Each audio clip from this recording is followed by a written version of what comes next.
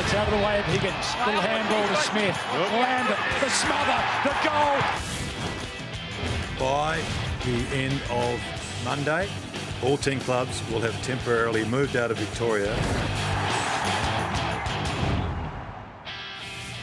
Hello, I'm Damian Barrett. Welcome to Access All Areas. 5 rounds into this extraordinary AFL season, and we've seen the last game in Victoria for quite some time. There have been some extraordinary developments off the field, and Matthew Lloyd, plenty of unexpected happenings on it as well. Yeah, there was a great round of footy, Damo. I think Brisbane and the Giants emerge as maybe premiership favourites at the moment. I just thought the wins of Essendon, St Kilda and the Bulldogs, three sides trying to emerge on the way up, were fantastic as well. Tigers look good. They won a good game against Melbourne yesterday, but it came at a cost, didn't it, with what happened late-ish in this game? Yeah, saw Dion Prestia in tears in that last quarter. I think it's a syndesmosis injury, so we've seen so many of them, so we might miss him for 4 to 6 weeks. Toby Nankervis, the same injury, so we saw it with Stringer as well over the weekend. Dunkley's got it, Aaron Norton's got it, so he'll probably miss that 4 to 6 weeks as well. Trent Cotchin admitted after the game that he's done a little hamstring, and it's a worry for Trent because he's done hamstrings a number of times over the last few years. So,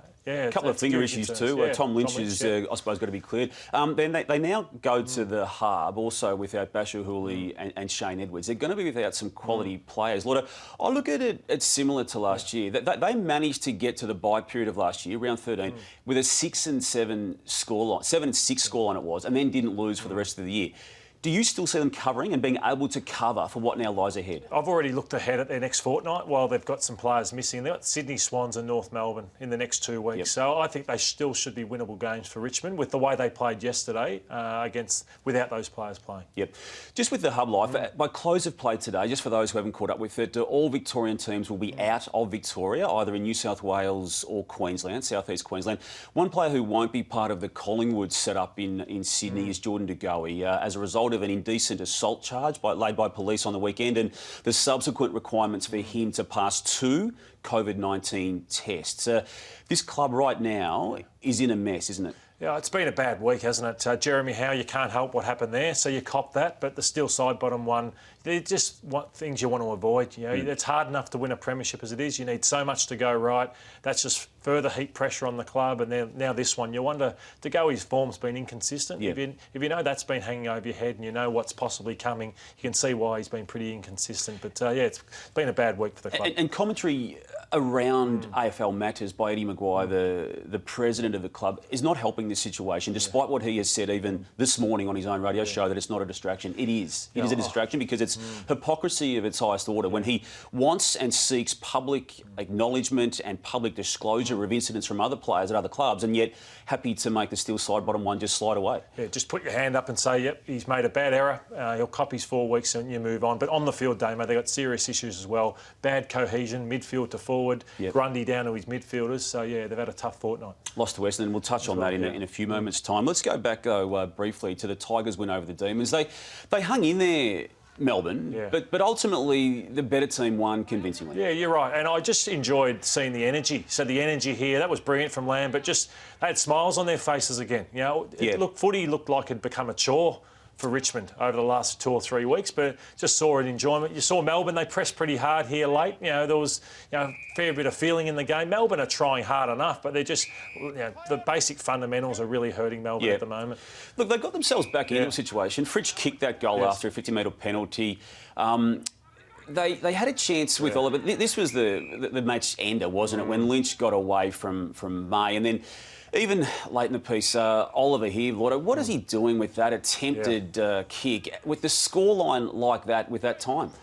Damo, they're now 17th on the ladder after being 17th last year. So you hear about Darren Burgess and a massive pre-season, yet we sit here after round 5 and they are 17th again with 1 win on the ladder. Yep. So they're just in front of the Adelaide Crows on the bottom. Fremantle have gone past them as bad as they've been this year. So, again, they just can't score. So you see the 17th being a realistic I think it's about right for where they're at, which is really damning for the amount of young Oliver, Brayshaw, Viney, they had Hogan who's gone, Wiedemann, all these, Petrarca. They've had a lot of early picks. Lever comes in, Stephen May comes in, and yet no improvement again. Yep. Social distancing protocols, Lloyd, we've all got used to them, and our opinions, I think, have moved over the journey with it. We raise it. Most clubs are now distancing themselves when they sing the song. Richmond, arm in arm, it's what they do, it's what they are as a club. I reckon 3 weeks ago, personally, I would have had an issue with it. I don't now. I don't hold it against the players now who are being asked to go and tackle and wrestle and grab each other on the ground doing this. I'd rather they didn't, but I'm not worked up about it like I probably would have been 3 weeks ago. Are you the same? Do you think the AFL will go to them and say it's about the optics? Yeah. And they'll say don't do that next week? I reckon they might. I don't think it's the biggest issue they're going to have out of round 5, but I think they will because of the need to get 10 teams out of this state here is part of the discussion around, what are we doing in Victoria. But personally, I don't have a major issue. Do you? No issue for me either, because I find the teams are distancing. At the end of it, they come in and hug anyway. So the Tigers are probably just doing what is common sense. Yep. Giants, Lordo, 2 wins on the trot now. Did it with ease in the end yesterday against Hawthorn with an incredible efficiency rate. And that man down there, who was All-Australian discussion last year, Nick Haynes, he sets them up so well, doesn't he, for what ultimately gets their ball into the forward 50. Unbelievably, they had 25 inside 50s, which you normally lose 100 out of 100, 25 inside 50, but they scored 18 times. Poor Ben McAvoy, he got found out in defence by Himmelberg, Finlayson, Jeremy Cameron put on a clinic, and it's this ball movement. I know they go sideways here, but they lost the plot against the Western Bulldogs going backwards. They are just putting a heap of pressure. You see McAvoy again out of his depth there on Finlayson. So the Orange Tsunami was back. Since Haynes, absolute superstar. I don't think there's a better rebounding defender in the game. Yeah, right. I think Josh Kelly, since he's come back, Toby Green been back. They've got young kids, Lockie Ash. Look at this hardness from Toby Green. And the little follow-up. The follow-up, yeah. So they're playing with that nastiness and aggression again. And wouldn't surprise me if they'd be most people's premiership favourites now. Just back over that again. You're saying 25 inside 50s for 18 shots at goal, 13 of them goals. Yeah, I think it's the all-time record efficiency from a team. So 25 inside 50s, you lose 99 out of 100 or 100 out of 100. Yep. That was unbelievable yesterday. Just every time they went in, they scored. As a neutral observer, I find this next topic funny, Lord. Alistair Clarkson last week sooked it up over umpires not playing holding the ball. Now, over the course of round 5, Hawthorn players had 10 holding the ball infringements paid against them. It was the highest in the comp. Normally it goes for you. He's an intimidating man, Clarko, but it went against him in this time. And I think they're pretty stiff. Do you? Yeah, I think they were pretty stiff there. He's under the pump. They might say the umpire's there. He dragged that in and try and justify it, but he didn't do a lot wrong there. This next one here, just watch this one. He picks it up, Sicily. Again, I'll probably say he dragged that ball in, so you might go for that. But they've been pretty hot over the weekend, and I think some players will be quite confused about what they can do. And you don't want players wanting to avoid getting the football, and that's what we could get to if they ramp it up too much, don't they? A couple of other bad ones in terms of adjudication at another game too. We'll just take a look at these couple here, Lordo, with Hayward from the Swans being pinged. Terrible decision. Where is his prior there? He had none whatsoever, and I think that's a bad decision, reacting. And this is just Petrarca yesterday. This is in the Richmond forward line. That is ridiculous, absolutely ridiculous, that one. So, no, they have to address it. They've overcorrected, and it's got to come back to common sense. No prior whatsoever there for Petrarca. Yep. There were 51.7 more holding the ball free kicks played in this round compared with the previous 4 rounds collectively. And yet we don't have rules of the week, do we? Supposedly not, but that would suggest that the perception is that there is. The Dockers, someone had to win a game in this game between them and the Crows, Lordo, and they basically kept a calmer head and were better with disposal when it mattered. Is that the fair assessment of that game? I think so, and I liked some of their kids. No Nathan Fyfe. Walters is a star, obviously, but I thought Tucker, Brayshaw, Chera, Logue, Young, all stood up late, as kids, and obviously this effort from Darcy Tucker. We're going to actually watch it behind the goals afterwards, just the work rate. They outworked them in the end. The Adelaide Crows, though, Damo, they wasted so many chances, missed sitters. Their confidence is at rock bottom, and unfortunately, they're paying the price for it. But this one from Tucker started with it and finished with it. And he ends up kicking that goal, which is a very good kick from under those circumstances. We'll just go back with some exclusive AFL.com.au down ground vision. There's the frustration there of Matty Nicks, who still remains winless after the 5 games of his as a coach, and a celebratory coke there for Justin Longmuir, his first. But the down the ground vision we've got here, Lordo, you did want to highlight this because Tucker started, you can just see him highlighted there, gets the ball there, and breaks a tackle there to get the handball off, and then runs all the way down. Yeah, I'm not sure who the Crows player is. He's having a crack trying to stay with him, but he just didn't have enough fight to the end, and this is brilliant from Tucker. That's what you can do after probably 4 or 5 pre-seasons. Yep. You can't do that initially. There's young players in the game who are working towards that, but then they go back and kick the goal. That was a sealer and a big moment.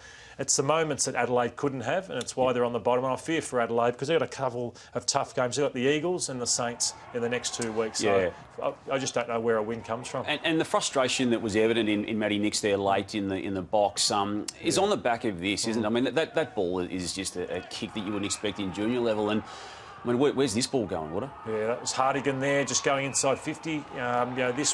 This is unlucky. This is a perfect pass from Frampton, sun in the eyes of Tex Walker, and he couldn't mark it. So, it's a tough job for Matty Nicks at the moment. From sloppy play there to Brisbane's precision play, 6 goals to 1 set up their big win on the weekend. And I think they're the new premiership favourite now, aren't they? Yeah, them and the Giants are going really well. I just don't see what their flaw is. Their back line with Harris Andrews is amazing. Their midfield hasn't got the star-studded names of Dangerfield and Selwood, but they are probably the best in it. And I always was concerned about their forward line, their over-reliance on Charlie Cameron, but Raynar looks like he's fitter. He's got some spark back. And going better. And Eric Hipwood. And McStay's been inconsistent and going better. So...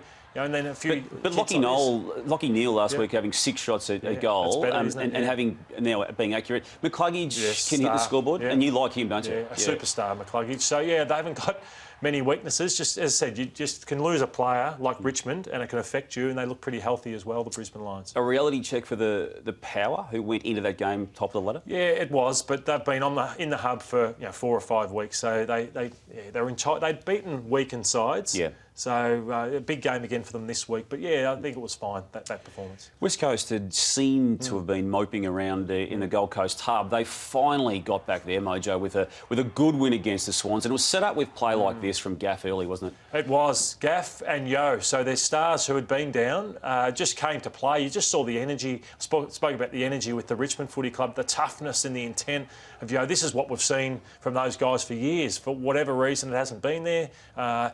You reckon they've said enough's enough? I know Sydney are a bottom team and they probably were out of their depth against the West Coast Eagles. I thought Nat Nui was huge in the game as well. What he does for this, you see him jumping over the top of Relier and fantastic to see. And that will do so much. They needed a win, didn't they? They did. They needed a win before they got back to Perth and they got it. Yeah, and they just worked harder. It's just all about attitude. It doesn't matter what level of footy you play, and they came to play on the weekend. Got Adelaide next weekend before they head back to Perth, Bombers, Lordo, it's hard to believe that at this stage of the season they've lost 1 game by just 1 point in a match they probably should have beaten Carlton in. They were blown away in the first quarter against Collingwood on Friday night, but responded with aplomb. It's their best win of the year. I thought they won their first 2 games, in scraps. They beat Fremantle, who you should beat. They beat Sydney at the SCG, who you should beat. Then obviously lost to Carlton, and then this one was fantastic. Conceded the first 3 goals, and it's all on pressure. In the past they've won games with Sard and McKenna streaming off halfback. This was done in a wet, greasy conditions, played the conditions better. Grinded it out. They came at them late, Collingwood, and they found a way. So, sensational win. One of the best wins they've had in a long time. It was unfortunate, wasn't it, for Stringer to go down late in the piece and now is out indefinitely because his 3 goals, and I think his work around the ball was nearly as crucial as probably the best player on the ground, Dylan Shield. You're right. And with no Joe Danaher, Sean McKernan inconsistent, James Stewart obviously had his issues over the last few weeks. Stringer was the last player they could lose. So they got the Bulldogs and North over the next 2 weeks. Big games for them. Teams around where they will be. So, without Stringer, that'll be difficult. You've been massive on the Collingwood team, not having cohesion going inside forward 50. I wouldn't have thought there's any change in that view on what you saw against that team. No, they went for, I reckon, 2.5 quarters not scoring a goal. So, you're not going to win too many games doing that. Jaden Stevenson always starts, jumps out of the blocks, goes quiet. Elliott's really down, DeGoey's down.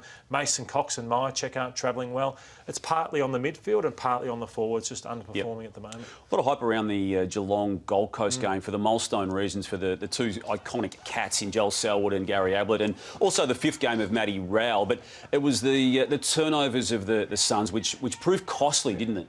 I was at this game, Damo, and it's the skinny ground of Geelong just brings another team undone. They tried extremely hard, the Suns. I thought they had the Cats at one stage for speed and energy and all those sorts of things. They surged twice, didn't they, when the play was against them? They did, but Geelong just squeezed the life out of them. I love Tommy Hawkins' game. He had 12 score involvements, kicked 3 himself. They didn't have an answer for him. And I just thought late in the game, I thought Stephen had his best game. Late in his last quarter, 7 disposals. Menegola, Duncan. Thought the experience of Geelong was too much for the Suns at the end. And unfortunately, Rowell went down with a shoulder injury, which we're yet to get, as we speak, even this morning, an official diagnosis on, but it didn't look good, did it? You touched on the inside 50 work of GWS, Lloyd. Again, it was crucial in what happened with the Bulldogs against North Melbourne. They were able to convert balls upon entry into that zone of the ground, and North weren't. What they do well here, they're on one side of the ground and they always go to the fat side of the ground where they know no players will be. So they've got on one side, it's just the speed of Johannesson, the player, Vandermeer, who's been a good recruit for them. You know, getting it out to the fat side of Josh Bruce where you can get one-on-ones. This sort of footy, Jai Simpkin, had a good year, but that's just a poor entrance. But I think it's poor because there's Bulldogs back behind the play. Right. Ben Brown's really their only target. They don't really have much else. You know, Taron Thomas went down with injury, so they're a bit lost for answers. Jed Anderson's got to be better than this. Yep. So they're in a real rut at the moment, North. Josh Bruce kicking the 6 goals. This is also where they won it, because Ben Brown has had a bad year by his standards, Lordo, and that round 5 game there on that particular screen just shows how stifling it was for him to be playing against the Bulldogs. And the Dogs, I think it's team defence, but to keep teams to 30 points 3 weeks in a row, that is premiership type stuff. So that is fantastic. The 3 weeks they've had. What do you make of this? This is Crozier's sling tackle on Jack Marnie. Now he's copped a week for that. Marnie went off, got treatment for that knock. I think it's the right call, Lordo, but to me it's the first time that they've used the rule interpretation changes after the Burgoyne on Dangerfield allowance to play. Yeah, I'm fine with that. As long as it's consistent, that's all we ask for. Yeah.